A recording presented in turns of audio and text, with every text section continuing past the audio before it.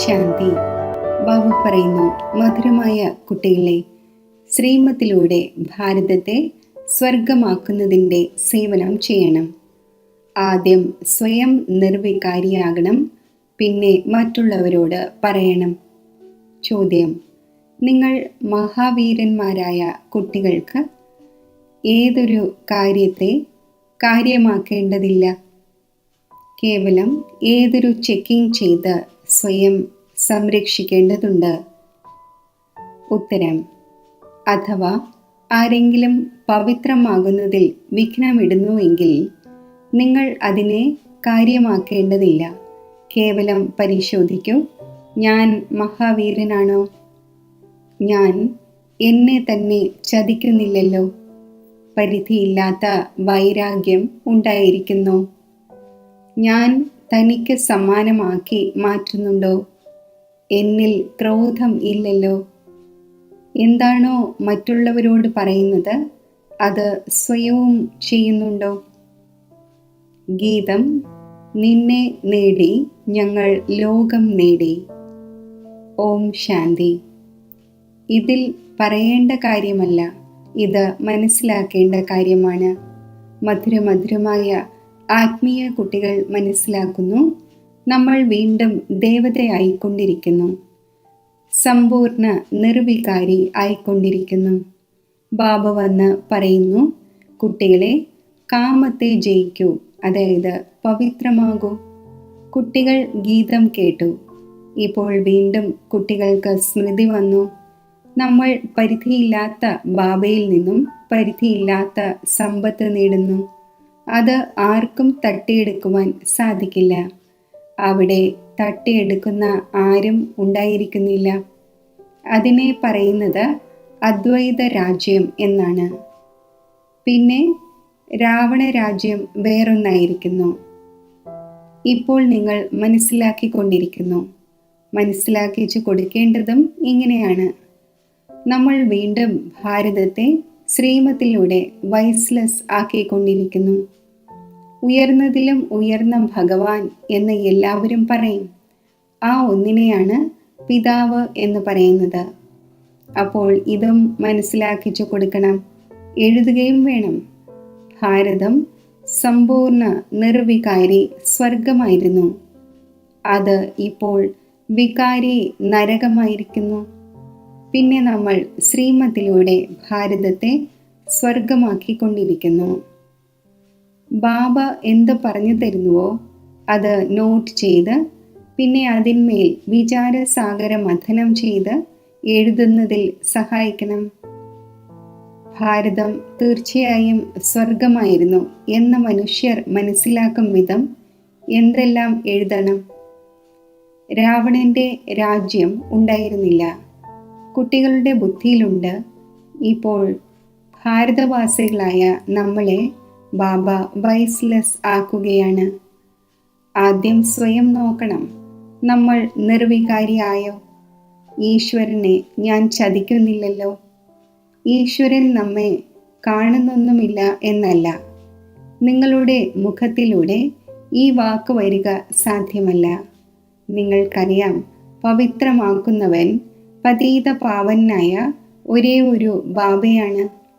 ഭാരതം വൈസ്ലെസ് ആയിരുന്നു, അപ്പോൾ സ്വർഗമായിരുന്നു. ഈ ദേവതമാർ സമ്പൂർണ്ണ നിർവികാരിയാണല്ലോ. യഥാ രാജാറാണി തഥാ പ്രജയായിരിക്കും. അപ്പോഴാണല്ലോ മുഴുവൻ ഭാരതത്തെയും സ്വർഗം എന്ന് പറയുന്നത്.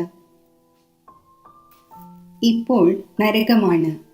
ഈ 84 ജന്മങ്ങളുടെ ഏണിപ്പടി വളരെ നല്ല വസ്തുവാണ്. നല്ലതേതെങ്കിലും ഉണ്ടെങ്കിൽ അതിനെ സമ്മാനമായി കൊടുക്കുവാൻ സാധിക്കും. വലിയ വലിയ ആൾക്കാർക്ക് വലിയ സമ്മാനം ലഭിക്കുന്നുവല്ലോ. അപ്പോൾ നിങ്ങൾക്കും ആരാണോ വരുന്നത് അവർക്ക് മനസ്സിലാക്കിച്ചു കൊടുത്ത് ഇങ്ങനെയുള്ള സമ്മാനം നൽകുവാൻ സാധിക്കും. നൽകുവാനുള്ള വസ്തു എല്ലായ്പ്പോഴും തയ്യാറായിരിക്കുന്നു. നിങ്ങളുടെ അടുക്കൽ നോളജ് തയ്യാറായിരിക്കണം. ഏണിപ്പടിയിൽ മുഴുവൻ ജ്ഞാനമുണ്ട്. നമ്മൾ എങ്ങനെയാണ് 84 ജന്മം എടുത്തത്, ഇത് ഓർമ്മയുണ്ടായിരിക്കണം. ഇത് വിവേകത്തിൻ്റെ കാര്യമാണല്ലോ. തീർച്ചയായും ആരാണോ ആദ്യം വന്നത് അവർ തന്നെയാണ് 84 ജന്മം എടുത്തത്. ബാബ 84 ജന്മങ്ങളെക്കുറിച്ച് പറഞ്ഞു തന്ന ശേഷം പിന്നെ പറയുന്നു, ഇദ്ദേഹത്തിൻ്റെ വളരെയധികം ജന്മങ്ങളുടെ അന്തിമത്തിൽ സാധാരണ ശരീരത്തിൽ പ്രവേശിക്കുന്നു. പിന്നെ ഇദ്ദേഹത്തിന് ബ്രഹ്മാവ് എന്ന നാമം വയ്ക്കുന്നു. ഇദ്ദേഹത്തിലൂടെ ബ്രാഹ്മണരെ രചിക്കുന്നു. ഇല്ലെങ്കിൽ ബ്രാഹ്മണരെ എവിടെ നിന്നും കൊണ്ടുവരും? ബ്രഹ്മാവിൻ്റെ പിതാവിനെ കുറിച്ച് എപ്പോഴെങ്കിലും കേട്ടിട്ടുണ്ടോ? തീർച്ചയായും ഭഗവാൻ എന്ന് തന്നെ പറയും. ബ്രഹ്മാവിനെയും വിഷ്ണുവിനെയും കാണിക്കുന്നത് സൂക്ഷ്മവതനത്തിലാണ്. ബാബ പറയുന്നു, ഞാൻ ഇദ്ദേഹത്തിൻ്റെ 84 ജന്മങ്ങളുടെ അന്തിമത്തിൽ പ്രവേശിക്കുന്നു. അഡോപ്റ്റ് ചെയ്യുമ്പോൾ പേര് മാറ്റുന്നു, സന്യാസവും ചെയ്യിക്കുന്നു.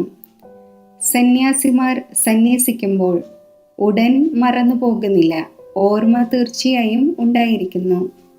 നിങ്ങൾക്കും ഓർമ്മയുണ്ടായിരിക്കും, എന്നാൽ നിങ്ങൾക്ക് അതിനോട് വൈരാഗ്യമാണ്. കാരണം നിങ്ങൾക്കറിയാം ഇതെല്ലാം ശ്മശാനമാകുവാൻ പോകുന്നവയാണ്. അതിനാൽ നമ്മൾ അതിനെ എന്തിനു ഓർമ്മിക്കണം? ജ്ഞാനത്തിലൂടെ എല്ലാം നല്ല രീതിയിൽ മനസ്സിലാക്കണം. അവരും ജ്ഞാനത്തിലൂടെയാണ് വീടും കുടുംബവും ഉപേക്ഷിക്കുന്നത്. അവരോട് ചോദിക്കണം, എങ്ങനെയാണ് വീടും കുടുംബവും ഉപേക്ഷിച്ചത് എങ്കിൽ പറയുന്നില്ല. പിന്നെ അവരോട് യുക്തിപൂർവം പറയുന്നു, താങ്കൾക്ക് എങ്ങനെയാണ് വൈരാഗ്യം വന്നത്? നമ്മളെ കേൾപ്പിക്കൂ, അപ്പോൾ നമ്മളും അങ്ങനെ ചെയ്യട്ടെ. നിങ്ങൾ ടെംപ്റ്റേഷൻ കൊടുക്കുന്നു, പവിത്രമാകൂ. പിന്നെ നിങ്ങൾക്ക് എല്ലാം ഓർമ്മയുണ്ട്. ശൈശവം മുതൽ എല്ലാം പറയുവാൻ സാധിക്കും. ബുദ്ധിയിൽ മുഴുവൻ ജ്ഞാനവുമുണ്ട്. എങ്ങനെയാണ് പാർട്ട് അഭിനയിക്കാൻ വന്ന ഈ എല്ലാവരും ഡ്രാമയിൽ ആക്ടേഴ്സായിരിക്കുന്നത്? ഇപ്പോൾ എല്ലാവരുടെയും കലിയുഗി കർമ്മബന്ധനം മുറിയണം. പിന്നെ ശാന്തിധാമത്തിലേക്ക് പോകും. അവിടെ നിന്നും പിന്നെ എല്ലാവരുടെയും പുതിയ സംബന്ധം യോജിക്കും. മനസ്സിലാക്കിച്ചു കൊടുക്കുന്നതിനുള്ള നല്ല നല്ല പോയിന്റ്സും ബാബ നൽകിക്കൊണ്ടിരിക്കുന്നു. ഈ ഭാരതവാസികൾ ആദി സനാതന ദേവീദേവതാ ധർമ്മത്തിലുള്ളവരായിരുന്നു. അപ്പോൾ വൈസ്ലെസ് ആയിരുന്നു. പിന്നെ 84 ജന്മങ്ങൾക്ക് ശേഷം വിഷ്യസായി. ഇപ്പോൾ വീണ്ടും വൈസ്ലെസ് ആകണം. പക്ഷേ പുരുഷാർത്ഥം ചെയ്യിക്കുന്ന ആളും വേണം. ഇപ്പോൾ നിങ്ങൾക്ക് ബാബ പറഞ്ഞു തന്നിട്ടുണ്ട്. ബാബ പറയുന്നു, നിങ്ങൾ അതേ ആളുകൾ തന്നെയല്ലേ? കുട്ടികളും പറയുന്നു, ബാബ അങ്ങും അതേ ആൾ തന്നെ. ബാബ പറയുന്നു, കഴിഞ്ഞ കൽപ്പത്തിലും നിങ്ങളെ പഠിപ്പിച്ച് രാജ്യഭാഗ്യം നൽകിയിരുന്നു. കൽപ്പകൽപ്പങ്ങളിൽ ഇങ്ങനെ ചെയ്തുകൊണ്ടിരിക്കും. ഡ്രാമയിൽ എന്തെല്ലാം സംഭവിച്ചോ, വിഘ്നം വന്നുവോ, വീണ്ടും വരും. ജീവിതത്തിൽ എന്തെല്ലാം നടക്കുന്നുവോ അത് ഓർമ്മയുണ്ടായിരിക്കുന്നല്ലോ. ഇദ്ദേഹത്തിന് എല്ലാം ഓർമ്മയുണ്ട്. പറയുന്നുമുണ്ട്, ഗ്രാമത്തിലെ ബാലനായിരുന്നു, വൈകുണ്ഠത്തിൻ്റെ അധികാരിയായി. വൈകുണ്ഠത്തിൽ ഗ്രാമം എങ്ങനെ ഉണ്ടാകും? ഇത് നിങ്ങൾ ഇപ്പോൾ അറിയുന്നു. ഈ സമയം നിങ്ങളെ സംബന്ധിച്ചും ഈ പഴയ ലോകം ഗ്രാമമാണല്ലോ. വൈകുണ്ഠം എവിടെ? ഈ നരകം എവിടെ? മനുഷ്യരാണെങ്കിൽ വലിയ വലിയ കൊട്ടാരങ്ങളോ ബിൽഡിങ്ങോ മറ്റോ കാണുമ്പോൾ ഇത് തന്നെ സ്വർഗം എന്ന് മനസ്സിലാക്കുന്നു. ബാബ പറയുന്നു, ഇതെല്ലാം മണ്ണും കല്ലുമാണ്. ഇതിന് ഒരു മൂല്യവുമില്ല. ഏറ്റവും അധികം മൂല്യം വജ്രത്തിനാണ് ഉണ്ടായിരിക്കുന്നത്. ബാബ പറയുന്നു, ചിന്തിക്കൂ, സത്യയുഗത്തിൽ നിങ്ങളുടെ സ്വർണത്തിൻ്റെ കൊട്ടാരം എങ്ങനെയായിരുന്നു? അവിടെ എല്ലാ ഖനികളും നിറഞ്ഞിരിക്കുന്നു. ധാരാളം സ്വർണമുണ്ടായിരിക്കും. അപ്പോൾ കുട്ടികൾക്ക് എത്ര സന്തോഷമുണ്ടാകേണ്ടതാണ്. ഏതെങ്കിലും സമയം വാടിയ അവസ്ഥ വരുന്നുവെങ്കിൽ ബാബ മനസ്സിലാക്കിച്ചു തന്നിട്ടുണ്ട്. ചില ഇങ്ങനെയുള്ള പാട്ടുകളുണ്ട്. അത് നിങ്ങളെ ഉടൻ സന്തോഷത്തിലേക്ക് കൊണ്ടുവരും. മുഴുവൻ ജ്ഞാനവും ബുദ്ധിയിൽ വരുന്നു. ബാബ നമ്മെ വിശ്വത്തിൻ്റെ അധികാരിയാക്കി മാറ്റുന്നു എന്ന് മനസ്സിലാക്കുന്നുണ്ട്.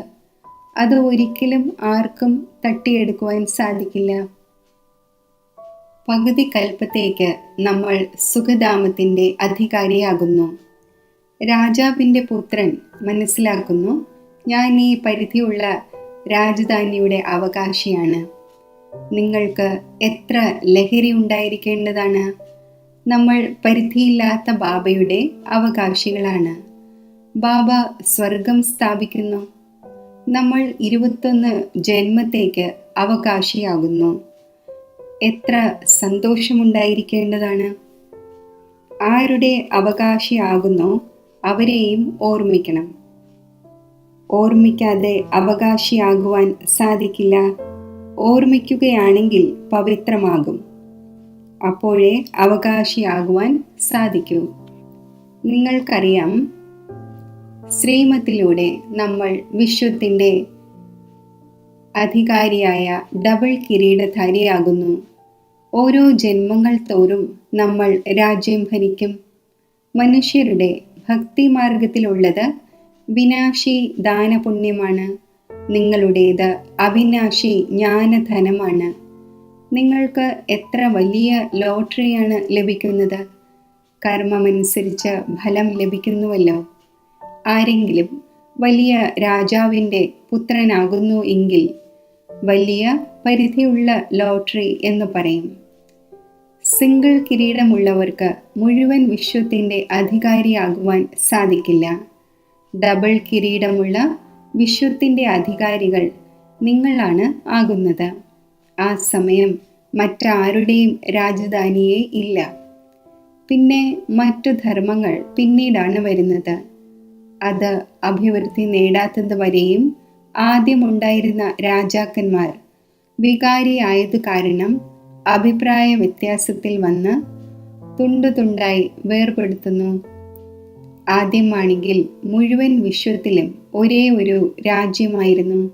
അവിടെ ഇത് പൂർവജന്മത്തിലെ കർമ്മങ്ങളുടെ ഫലമാണ് എന്ന് പറയില്ല. ഇപ്പോൾ ബാബ കുട്ടികളായ നിങ്ങളെ ശ്രേഷ്ഠ കർമ്മം പഠിപ്പിച്ചുകൊണ്ടിരിക്കുന്നു. ആര് എങ്ങനെയുള്ള കർമ്മം ചെയ്യുമോ, സർവീസ് ചെയ്യുമോ, അതിൻ്റെ റിട്ടേണും അങ്ങനെയുള്ളത് ലഭിക്കും. നല്ല കർമ്മം തന്നെ ചെയ്യണം. ഏതെങ്കിലും കർമ്മം ചെയ്യുകയും മനസ്സിലാക്കാൻ സാധിക്കുകയും ചെയ്യുന്നില്ല എങ്കിൽ അതിനു വേണ്ടി ശ്രീമത്തെടുക്കണം. ഓരോ നിമിഷവും കത്തിലൂടെ ചോദിക്കണം. ഇപ്പോൾ പ്രൈം മിനിസ്റ്റർ ഉണ്ട്. നിങ്ങൾ മനസ്സിലാക്കുന്നു എത്ര പോസ്റ്റായിരിക്കും വരുന്നുണ്ടാവുക. എന്നാൽ അദ്ദേഹം ഒറ്റയ്ക്കല്ല വായിക്കുന്നത്. അദ്ദേഹത്തിന് മുമ്പ് ധാരാളം സെക്രട്ടറി ഉണ്ടായിരിക്കും. അവരായിരിക്കും മുഴുവൻ പോസ്റ്റും നോക്കുന്നത്. ഏതാണോ തീർത്തും മുഖ്യമായത് അത് പാസ്സാക്കും. അപ്പോൾ പ്രൈം മിനിസ്റ്ററിൻ്റെ ടേബിളിൽ വയ്ക്കും. ഇവിടെയും അങ്ങനെയാകുന്നു. മുഖ്യ കത്തുകൾക്ക് ഉടൻ മറുപടി നൽകുന്നു. മറ്റുള്ളവയ്ക്ക് വേണ്ടി സ്നേഹസ്മരണകൾ എഴുതി കൊടുക്കുന്നു. ഓരോരുത്തർക്കും പ്രത്യേകമിരുന്ന് കത്തെഴുതുക എന്നത് സാധിക്കില്ല. വളരെ പ്രയാസമാണ്. കുട്ടികൾക്ക് എത്ര സന്തോഷമുണ്ടാകുന്നു. ആഹാ, ഇന്ന് പരിധിയില്ലാത്ത ബാബയുടെ കത്ത് വന്നു. ശിവബാബ ബ്രഹ്മാവിലൂടെ മറുപടി നൽകുന്നു. കുട്ടികൾക്ക് വളരെ സന്തോഷമുണ്ടാകുന്നു. ഏറ്റവും കൂടുതൽ ഗദ്ഗതമുണ്ടാകുന്നത് ബന്ധനസ്ഥർക്കാണ്. ആഹാ, നമ്മൾ ബന്ധനത്തിലാണ്. പരിധിയില്ലാത്ത ബാബ നമുക്ക് എങ്ങനെ കത്തെഴുതുന്നു, നയനങ്ങളിൽ വയ്ക്കുന്നു. അജ്ഞാന കാലത്തും പതിയെ പരമാത്മാവായി മനസ്സിലാക്കുന്നവർ പതിയുടെ കത്ത് വരികയാണെങ്കിൽ അതിനെ ചുംബിക്കും. നിങ്ങളിലും ചില കുട്ടികൾക്ക് ബാബ് ദാദയുടെ കത്ത് കാണുമ്പോൾ പൂർണ്ണമായും രോമാഞ്ചമുണ്ടാകുന്നു. പ്രേമത്തിൻ്റെ കണ്ണുനീർ വരുന്നു. ചുംബിക്കും, കണ്ണുകളിൽ വയ്ക്കും. വളരെ സ്നേഹത്തോടെ കത്ത് വായിക്കും. ബന്ധനസ്ഥർ നിസ്സാരമാണോ? പല കുട്ടികളുടെയും മേൽ മായ ജയം നേടുന്നു. ചിലർ മനസ്സിലാക്കുന്നു, നമുക്ക് തീർച്ചയായും പവിത്രമാകണം. ഭാരതം വൈസ്ലെസ് ആയിരുന്നല്ലോ, ഇപ്പോൾ വിഷ്യസ് ആണ്. ഇപ്പോൾ വൈസ്ലെസ് ആകേണ്ടവർ ആരായിരിക്കുമോ അവർ തന്നെ പുരുഷാർത്ഥം ചെയ്യും, കഴിഞ്ഞ കൽപ്പത്തിലേതുപോലെ. കുട്ടികളായ നിങ്ങൾക്ക് മനസ്സിലാക്കിച്ചു കൊടുക്കുന്നത് വളരെ സഹജമാണ്. നിങ്ങളുടെയും പ്ലാൻ ഇതാണല്ലോ. ഗീതയുടെ യുഗം നടന്നുകൊണ്ടിരിക്കുന്നു. ഗീതയുടേത് തന്നെയാണ് പുരുഷോത്തമ യുഗമായി പാടപ്പെടുന്നത്. നിങ്ങൾ ഇങ്ങനെ എഴുതുകയും ചെയ്യൂ, ഇത് ഗീതയുടെ പുരുഷോത്തമ യുഗമാണ്. ഇതിൽ പഴയ ലോകം മാറി പുതിയതുണ്ടാകുന്നു. നിങ്ങളുടെ ബുദ്ധിയിലുണ്ട്, പരിധിയില്ലാത്ത ബാബ നമ്മുടെ ടീച്ചറുമാണ്. ആ ഒന്നിൽ നിന്നും നമ്മൾ രാജയോഗം പഠിച്ചുകൊണ്ടിരിക്കുന്നു. നല്ല രീതിയിൽ പഠിക്കുമെങ്കിൽ ഡബിൾ കിരീടധാരിയാകും. എത്ര വലിയ സ്കൂളാണ്! രാജധാനി സ്ഥാപിതമാകുന്നു. പ്രജകളും തീർച്ചയായും അനേകം പ്രകാരത്തിലുണ്ടാകും. രാജധാനി അഭിവൃദ്ധി പ്രാപിച്ചുകൊണ്ടിരിക്കും. ജ്ഞാനം കുറവായി എടുക്കുന്നവർ പിന്നാലെ വരും. ആര് എങ്ങനെ പുരുഷാർത്ഥം ചെയ്യുമോ അവർ ആദ്യം വന്നുകൊണ്ടിരിക്കും. ഇതെല്ലാം മുൻകൂട്ടി തയ്യാറാക്കപ്പെട്ട കളിയാണ്. ഈ ഡ്രാമയുടെ ചക്രം റിപ്പീറ്റ് ആകുന്നുവല്ലോ. ഇപ്പോൾ നിങ്ങൾ ബാബയിൽ നിന്നും സമ്പത്ത് നേടിക്കൊണ്ടിരിക്കുന്നു. ബാബ പറയുന്നു, പവിത്രമാകൂ. ഇതിൽ ആരെങ്കിലും വിഘ്നമിടുന്നുവെങ്കിൽ കാര്യമാക്കേണ്ടതില്ല. ഒരു കഷ്ണം റൊട്ടി ലഭിക്കുമല്ലോ. കുട്ടികൾക്ക് പുരുഷാർത്ഥം ചെയ്യേണ്ടത് ആവശ്യമാണ്. അപ്പോൾ ഓർമ്മ നിലനിൽക്കും. ബാബ ഭക്തിമാർഗത്തിൻ്റെ ഉദാഹരണം പറഞ്ഞു തരുന്നു. പൂജയുടെ സമയം ബുദ്ധിയോഗം പുറത്തു പോകുമായിരുന്നു. അപ്പോൾ തൻ്റെ ചെവിക്ക് പിടിച്ചിരുന്നു, ചമ്മട്ടി കൊണ്ടടിക്കുമായിരുന്നു. ഇപ്പോഴാണെങ്കിൽ ഈ ജ്ഞാനമുണ്ട്. ഇതിലും മുഖ്യമായ കാര്യം ഓർമ്മയുടേതാണ്. ഓർമ്മ ഇല്ലാതിരിക്കുകയാണെങ്കിൽ സ്വയം തന്നെ അടിക്കണം. മായ എൻ്റെ മേൽ എന്തുകൊണ്ട് ജയം നേടി? ഞാൻ ഇത്രയും അപക്വമാണോ? എനിക്ക് ഇതിൻ്റെ മേൽ ജയം നേടണം. സ്വയം തന്നെ നല്ല രീതിയിൽ സംരക്ഷിക്കണം. സ്വയം തന്നോട് ചോദിക്കൂ, ഞാൻ ഇത്രയും മഹാവീരനാണോ? മറ്റുള്ളവരെയും മഹാവീരൻ ആക്കാനുള്ള പുരുഷാർത്ഥം ചെയ്യണം. എത്രത്തോളം വളരെ പേരെ തനിക്ക് സമ്മാനമാക്കുമോ എങ്കിൽ ഉയർന്ന പദവിയുണ്ടാകും. തൻ്റെ രാജ്യഭാഗ്യം നേടുന്നതിനുള്ള റേസ് ചെയ്യണം. അഥവാ നമ്മിൽ തന്നെ ക്രോധമുണ്ട് എങ്കിൽ ക്രോധിക്കുവാൻ പാടില്ല എന്ന് മറ്റുള്ളവരോട് ഇങ്ങനെ പറയും. സത്യസന്ധത ആയില്ലല്ലോ. ലജ്ജ വരണം. മറ്റുള്ളവർക്ക് മനസ്സിലാക്കിച്ചു കൊടുക്കുകയും അവർ ഉയർന്നവരാവുകയും നമ്മൾ താഴെ തന്നെ അവശേഷിക്കുകയും ആണെങ്കിൽ ഇതും പുരുഷാർത്ഥമാണോ? പണ്ഡിതന്റെ കഥയുണ്ട്. ബാബയെ ഓർമ്മിച്ചുകൊണ്ട് നിങ്ങൾ ഈ വിഷയസാഗരത്തിൽ നിന്നും ക്ഷീരസാഗരത്തിലേക്ക് പോകുന്നു. പിന്നെ ഈ എല്ലാ ഉദാഹരണങ്ങളും ബാബ ഇരുന്ന് മനസ്സിലാക്കിച്ചു തരുന്നു.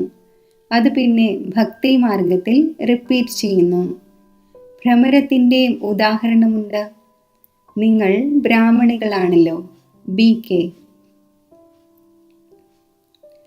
ഇത് സത്യമായ ബ്രാഹ്മണരായി. പ്രജാപിത ബ്രഹ്മാവ് എവിടെയാണ്? തീർച്ചയായും ഇവിടെ ഉണ്ടാകുമല്ലോ. അവിടെ ഉണ്ടായിരിക്കുകയില്ല. കുട്ടികളായ നിങ്ങൾക്ക് വളരെയധികം സമർത്ഥരാകണം. ബാബയുടെ പ്ലാനാണ് മനുഷ്യനെ ദേവതയാക്കുക എന്നത്. ഈ ചിത്രങ്ങളും മനസ്സിലാക്കിക്കുന്നതിന് വേണ്ടിയാണ്. ഇതിൽ എഴുതിയിരിക്കുന്നതും ഇങ്ങനെയാകണം. ഗീതയുടെ ഭഗവാന്റെ പ്ലാൻ ഇതാണല്ലോ. നമ്മൾ ബ്രാഹ്മണർ കുടുംബിയാണ്, ഒരാളുടെ കാര്യമല്ല. പ്രജാപിത ബ്രഹ്മാവുണ്ട്, അപ്പോൾ കുടുംബി ബ്രാഹ്മണരുടേതായല്ലോ. ബ്രഹ്മാവ് തന്നെയാണ് ബ്രാഹ്മണരുടെ പിതാവ്. ഈ സമയം വളരെ വലിയ കുടുംബമായിരിക്കുമല്ലോ. പിന്നെ നിങ്ങൾ ദൈവിക കുടുംബത്തിലേക്ക് വരുന്നു. ഈ സമയം നിങ്ങൾക്ക് വളരെ സന്തോഷമുണ്ടാകുന്നു, കാരണം ലോട്ടറി ലഭിക്കുന്നു.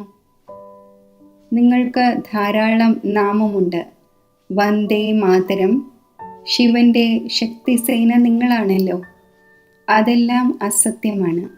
വളരെയധികം ഉണ്ടായിരിക്കുന്നത് കാരണം കുഴങ്ങിപ്പോകുന്നു. അതിനാൽ രാജധാനി സ്ഥാപിക്കുന്നതിൽ പ്രയത്നമുണ്ടാകുന്നു. ബാബ പറയുന്നു, ഈ ഡ്രാമ തയ്യാറാക്കപ്പെട്ടതാണ്. ഇതിൽ എനിക്കും പാർട്ടുണ്ട്. ഞാൻ സർവശക്തിവാനാണ്. എന്നെ ഓർമ്മിക്കുന്നതിലൂടെ നിങ്ങൾ പവിത്രമായി മാറുന്നു. ഏറ്റവും വലിയ കാന്തമാണ് ശിവബാബ. ആ ഒന്ന് തന്നെയാണ് ഉയർന്നതിലും ഉയർന്ന ഇടത്ത് വസിക്കുന്നത്.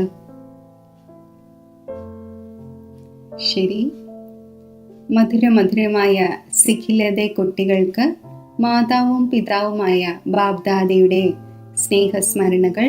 Good morning. ആത്മീയ പിതാവിൻ്റെ ആത്മീയ കുട്ടികൾക്ക് നമസ്തേ.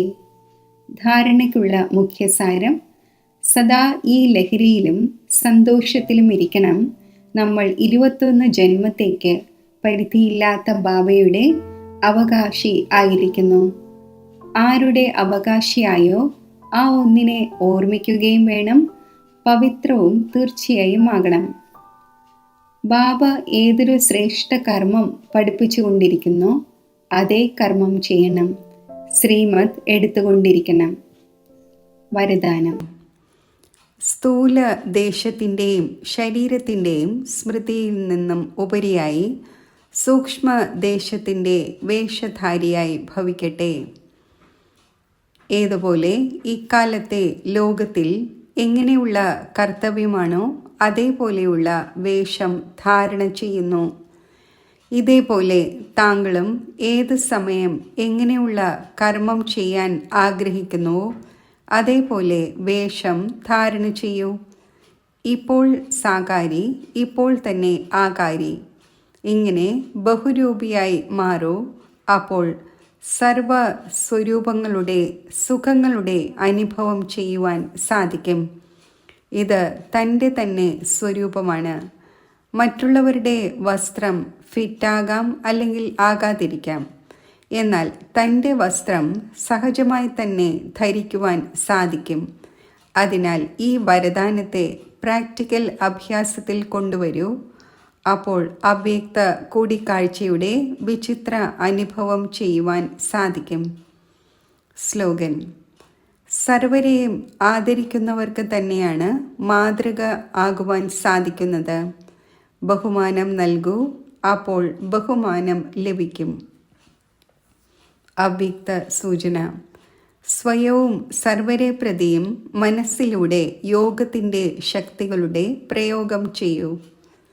ഏതുപോലെ തൻ്റെ സ്ഥൂല കാര്യത്തിൻ്റെ പ്രോഗ്രാമിനെ ദിനചര്യ അനുസരിച്ച് സെറ്റ് ചെയ്യുന്നുവോ അതേപോലെ തൻ്റെ മനസ്സാ സമർത്ഥ സ്ഥിതിയുടെ പ്രോഗ്രാം സെറ്റ് ചെയ്യൂ.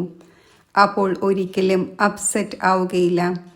എത്രത്തോളം തൻ്റെ മനസ്സിനെ സമർത്ഥ സങ്കല്പങ്ങളിൽ ബിസിയാക്കി വയ്ക്കുമോ അപ്പോൾ മനസ്സിന് അപ്സെറ്റ് ആകാനുള്ള സമയമേ ലഭിക്കുകയില്ല. മനസ്സ് സദാ സെറ്റ്, അതായത് ഏകാഗ്രമാണ് എങ്കിൽ സ്വതവേ നല്ല വൈബ്രേഷൻ വ്യാപിക്കുന്നു, സേവനം നടക്കുന്നു. ഓം ശാന്തി.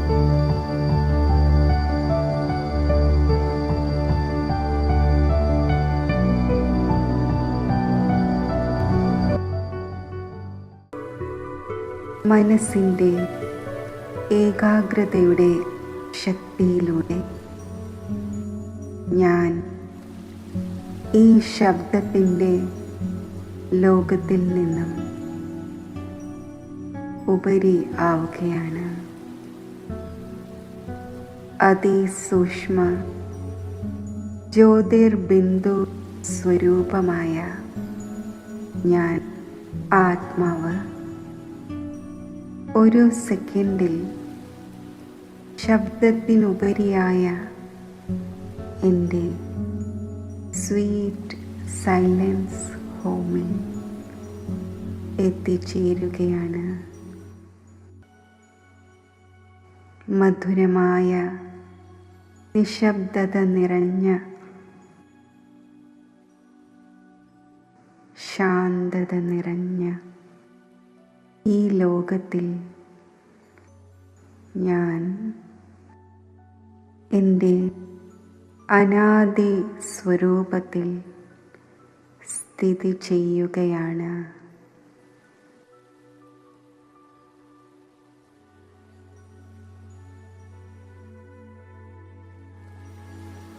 എൻ്റെ മാതാവും പിതാവുമായ ശിവപരമാത്മാവിൻ്റെ സമീപത്ത്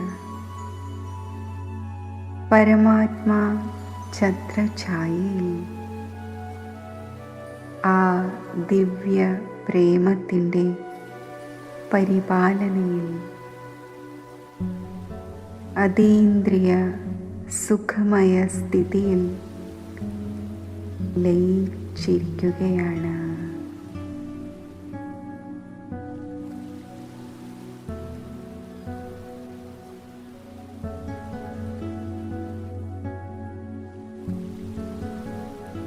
ഈ ദിവ്യ സ്നേഹത്തിൻ്റെ ഛത്രഛായയിൽ ഞാൻ സർവ വരദാനങ്ങൾ കൊണ്ടും സമ്പന്നമായി സന്തുഷ്ടമണി ആയിരിക്കുന്നു. എന്നിൽ നിന്നും സന്തോഷത്തിൻ്റെ അലകൾ നാനാഭാഗത്തും വ്യാപിക്കുകയാണ്.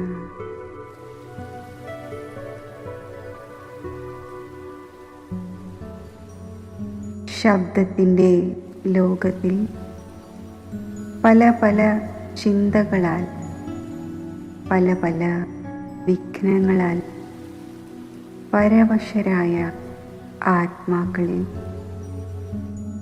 ഈ സന്തുഷ്ടതയുടെ അലകൾ എത്തിച്ചേരട്ടെ.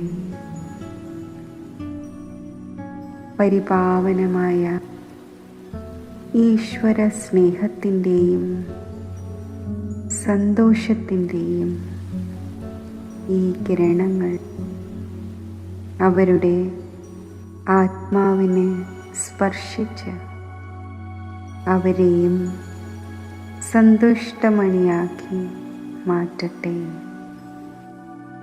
പരമാത്മാ സ്നേഹസ്പർശം അവരിലും ഈശ്വരീയ സ്നേഹത്തിൻ്റെ ദിവ്യ അനുഭവം വരുത്തട്ടെ.